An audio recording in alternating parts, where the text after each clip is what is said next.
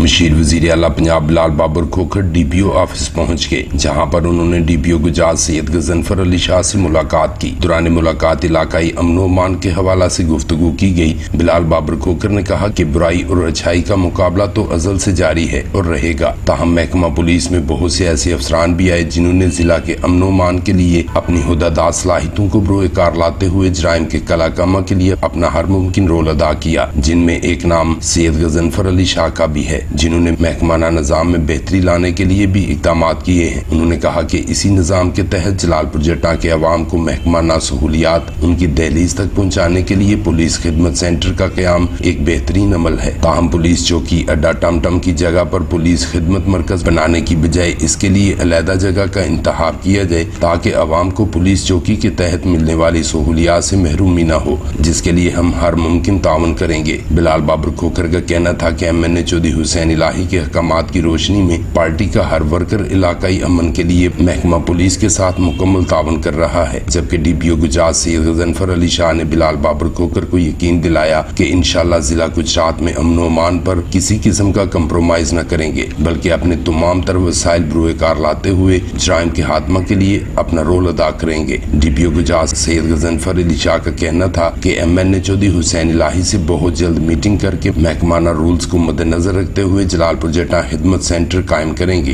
ہمارا مقصد عوام کو سہولیات دینا ہے، نہ کہ کسی مسائل سے دوچار کرنا۔ انشاءاللہ عوامی نمائندگان سے مل کر عوام کے جان و مال کے تحفظ کے لیے اپنے تمام تر وسائل بروئے کار لائیں گے۔ پرنس شاہد بھٹا، BB1 نیوز، جلال پور جٹا۔